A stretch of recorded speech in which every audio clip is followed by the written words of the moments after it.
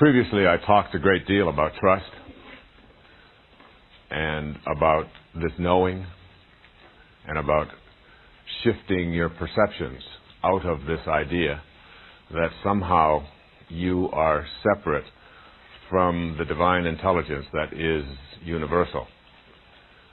The obvious thing to remember about a universal intelligence is that if it's universal, it is in all places. Therefore, it is in all that you want and all that you are. And so manifesting is the ability to realign your intention with that divine intelligence and know that it will show up. But one of the things that we have a tendency to do as individuals is to become impatient. Our ego says to us, I want what I want, and I want it now. And we have a tendency to try to tell the universal intelligence, or to tell God, or the metaphor that I used earlier as God is like the ocean and we are like a glass. And so we are really a glass of God, if you will. We are a piece of God. But when you separate yourself, one little drop of water separated from the ocean alone literally can't make anything happen, is very weak and so on. And it is only when you unite yourself with that ocean, when that drop of water becomes united with the ocean, it can do anything. It is part of the universal. When you unite yourself with this divine intelligence instead of separating yourself from it, then you know that this ocean will provide. It will provide for you in precisely the right way that it is supposed to, and in exactly the right time. There's a wonderful poet that I have quoted in this program several times, and I want to quote him again. His name is Rumi. Well, Rumi wrote back in the early part of the 13th century. His poetry is still quoted today, and it's something that I would recommend you look at. Jalaluddin Rumi. And he had a poem that is called The Servant Who Loved His Prayers. And I'd like to share that with you as I talk about this idea of detaching from the outcome and letting go of your need to make something happen as you demand it to happen. It's called The Servant Who Loved His Prayers. At dawn, a certain rich man wanted to go to the steam bath. He woke his servant, Sunquar. Ho, get moving, get the basin and the towels and the clay for washing, and let's go to the bath. Sunquar immediately collected what was needed, and they set out side by side along the road. As they passed the mosque, the call to prayer sounded. Sunquar loved his 5 times prayer. Please, Master, rest on this bench for a while, that I may recite Surah 98, which begins, You who treat your slave with kindness. The Master sat on the bench outside, while Sunquar went in. When prayers were over and the priest and all the worshippers had left, still Sunquar remained inside. The Master waited and waited. Finally he yelled into the mosque, Sunquar, why don't you come out? I can't. This clever one won't let me out. Have a little more patience. I hear you out there. 7 times the Master waited and then shouted. Sunquar's reply was always the same. Not yet. He won't let me come out yet. But there's no one in there but you. Everyone else has left. Who makes you sit still so long? The one who keeps me in here is the one who keeps you out there. The same who will not let you in will not let me out. The ocean will not allow its fish out of itself, nor does it let land animals in where the subtle and delicate fish move. The land creatures lumber along on the ground. No cleverness can change this. There's only one opener for the lock of these matters. Forget your figuring. Forget yourself. Listen to your friend.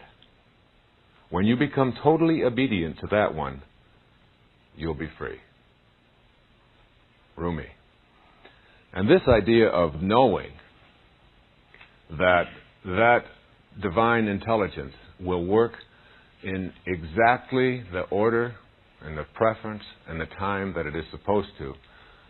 In the Course in Miracles, there's this often quoted passage that says, infinite patience produces immediate results. And it sounds like it's a contradiction, doesn't it? It sounds like a paradox. If I'm patient, infinitely patient, then I will have to wait a very long time. You know, I talked earlier about these tomato seeds that we used to plant and how the essence of tomato-ness was in every aspect of that tomato. And yet that very essence was something that isn't in the physical world at all. The cause of tomato, as we discover and we look at those seeds and we look at the dust that's in the seeds and then we try to find out what's in the dust, and ultimately we find out that there's just an energy in there. There's just a wave. There's something that's invisible to the naked eye. There's something that doesn't even exist in a physical world. There are no particles at all. You see, when you're a child, you think like a child, as it says in Corinthians 13.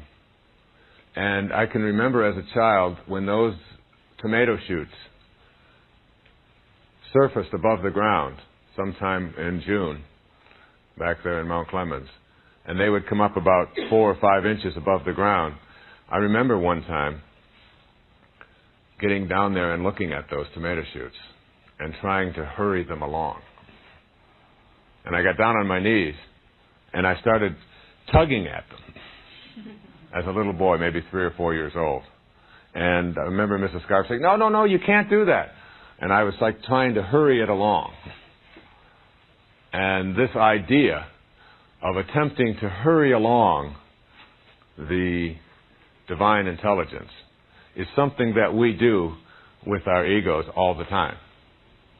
Obviously, creation reveals its secrets by and by, as it is supposed to, as it is ordained. And when you get down there and start tugging at those shoots, and I remember pulling at one, and I pulled one just a little bit too hard because they're still not firmly entrenched. They don't have very long roots, tomato plants. You can pull them out with hardly any effort at all. And I pulled one right out into my hand, and that was the end of that tomato. There was no possibility because I was attempting to do something that interferes. This principle of detaching ourselves from outcome, along with having infinite patience, is really essential to your manifestation process. It is inconsistent with what we have a tendency to think is the way things should be working. Because if I do everything that I'm supposed to, if I follow all of these principles and I set down all of the rules and I get it all organized, then I expect that I'll have results. That's the time in our lives that I referred to earlier in the very first principle of being the warrior, going from the athlete to the warrior. That's the time in our lives when we set our goals. And there's nothing wrong with setting goals. I've written about it and talked about it on many programs right here at Nightingale Conant and in many of my books. But the idea of thinking that setting goals and then just going about and having them show up is still the thinking that keeps us sort of stuck back at the warrior phase of our development. It inhibits us from moving to higher places wherein we can begin to manage the coincidences of our lives, which sounds like a contradiction, doesn't it? If it's a coincidence, you can't manage it. If you're managing it, then it's not a coincidence. But when you begin to transcend some of these paradoxes, when you reach a higher level. So setting goals is one thing, and it's something that we do in the earlier stages of our spiritual development. And we continue to do it. And these stages that I talked about earlier are not things that we go into and then never go back to. We go back, we come out of it, we go back. We're always moving in and out of these stages. The question is, what is my primary emphasis? Is my primary emphasis not only on setting goals, but in falling in love with those goals, and then insisting that those goals show up when I want them to show up. That is inconsistent with manifestation and with spirituality and higher consciousness. What you have to do is have your goals, which is what a tomato seed is. It's really a goal for tomatoes. But you have to then relax and turn your thoughts and your ideas and your consciousness and your awareness to your own purpose and know in your heart that it will manifest. You see, the key to relaxing about what it is that you would like to see manifested is the certainty of the outcome. If you have a certainty, as it says in the Course in Miracles, if you have a certainty of the outcome, patience is easy. If you are uncertain of the outcome, if you're not sure how it's going to work out, or if things are going to fall into place the way you would like them to, if you have that uncertainty, then you will not be able to be patient. So patience, infinite patience, is really like a trusting in God. And when you trust in God, you're trusting in the wisdom that created you. And when you trust in the wisdom that created you, you're trusting in yourself as well. Because you can never be separate from that wisdom. So patience and trust and awareness and higher consciousness